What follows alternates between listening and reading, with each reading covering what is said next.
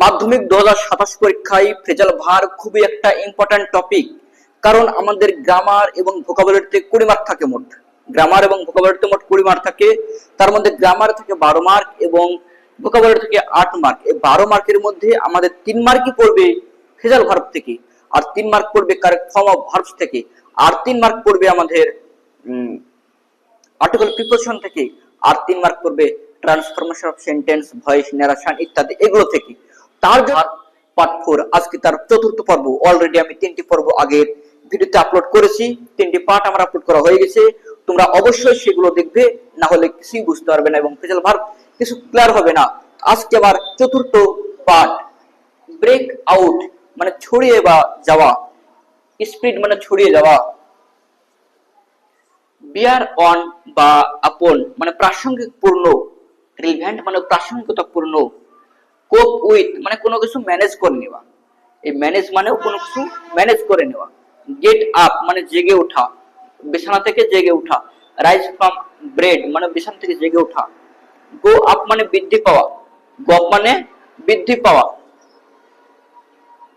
Go up মানে বৃদ্ধি পাওয়া, ইনক্রিজ মানেও বৃদ্ধি পাওয়া, হোল্ড ওভার মানে পোস্টপন মানে স্থগিত রাখা কোনো কিছু, হোল্ড ওভার মানে স্থগিত রাখা, পোস্টপন মানে স্থগিত রাখা, লেট ইনটু মানে কাউকে অনুমতি দেওয়া ভিতরে প্রবেশ করতে, তো অ্যালো টু এন্টার কাউকে প্রবেশ করতে অনুমতি দেওয়া, লিভ অন মানে বেঁচে থাকা, কার উপরে বেঁচে থাকা, লিভ অন ফুড খাদ্যের উপরে ডিপেন্ডেন্ট বা নির্ভরশীল হয়ে বেঁচে থাকা, depend on food, live on মানে ডিপেন্ড অন ফুড মানে খাদ্যের উপরে নির্ভরশীল হওয়া মানে লিভ অন, মেক আপ মানে টু এন্ড কোয়ারেল বা কম্পোজ কোন একটা ঝামেলা বা কোন একটা মানে দ্বন্দ্ব এর একটা মেকআপ মানে এন্ড ঘটানো মানে শেষ ঘটানো, তাহলে এটাকে বলা হয় মেকআপ মানে মেকআপ করে নেওয়া, মানে যে ঝামেলা বিবাদ সেটার শেষ ঘটানোটাকে বলা হয় মেকআপ।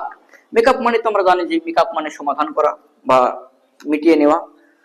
পুল আপ মানে স্কোল্ড বা স্টপ, পুল আপ মানে স্টপ মানে থামা, পুল আপ মানে থামা। দেখো এবার আমি যে কেমন ভাবে আমাদের পরীক্ষায় পড়বে এটা আমাদেরকে দেখতে হবে এবং আমাদেরকে কিভাবে করতে হবে এটাও দেখতে হবে। দেখো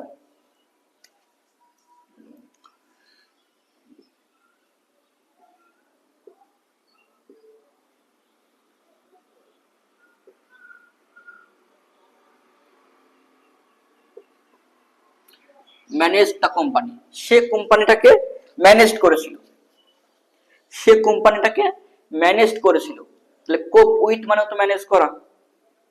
এবার আমাদেরকে এখানে মনে রাখতে হবে যে স্যার এটা কোন টেন্স আছে, প্রেজেন্টে আছে না পাস্টে আছে, এইটা যে টেন্সে থাকবে ঠিক সেটা এইটারও আমরা সেই টেন্সটাই লিখবো। এখানে যদি ম্যানেজ যেহেতু আমাদের পাস্টে আছে, তো কোপ, এই যে কোপ তো ভার্ব, এই কোপ উইথ এই কোপের আমরা পাস্ট ফর্মে লিখবো, না হলে আমাদের ভুল হয়ে যাবে। তো দেখো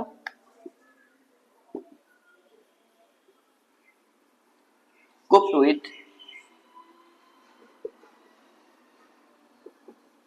দ্য কোম্পানি।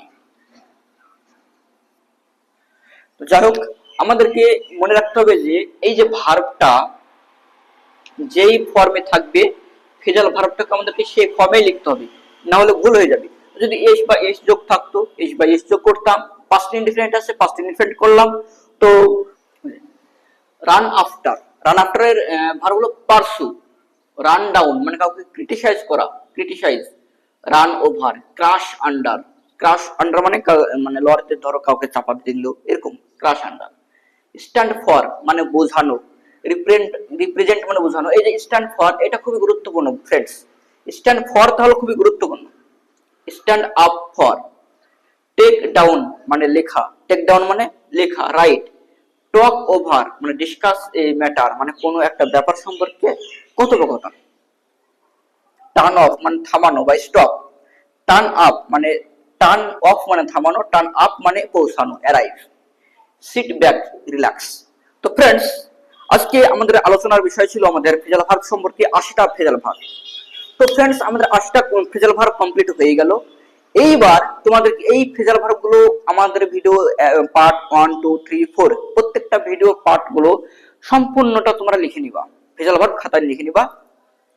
তারপরে কোশ্চেন বুক বা কোশ্চেন অ্যানালাইসিস যখন করবা তোমরা, বা কোশ্চেন আরো সব প্র্যাকটিস সেট আছে, সেই সমস্ত প্র্যাকটিস সেট গুলো যখন অ্যানালাইজ করবা, দেখবা যে এই সমস্ত ফ্রেজাল ভার্ব গুলোই আছে। তখন ওইখান থেকে প্র্যাকটিস করবা, এখান থেকে পড়বা, তুমি একদম একদম ম্যাচিওর হয়ে যাবা, একদম পরিপক্ক হয়ে যাওয়া এক্সামের জন্য ফ্রেজাল ভার্ব সম্পর্কে। তো আমার ফ্রেজাল ভার্ব কমপ্লিট হলো।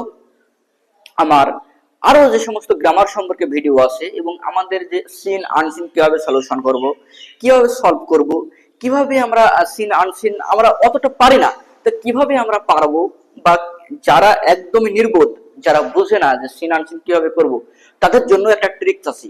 এবার জানতে তো একটু হবেই, কিন্তু যারা একটু পরিমাণে সেন্স আছে তাদের জন্য ইংলিশেতে ভালো নাম্বার পাওয়া খুবই সহজ। এবং ইংলিশে তাদের জন্য আমি একটা টিপস এবং ট্রিক্স লিখবো, ও আলাদা ভিডিও আসবে। ঠিক তো আজকের ভিডিওটা এই পর্যন্ত। Thanks for watching.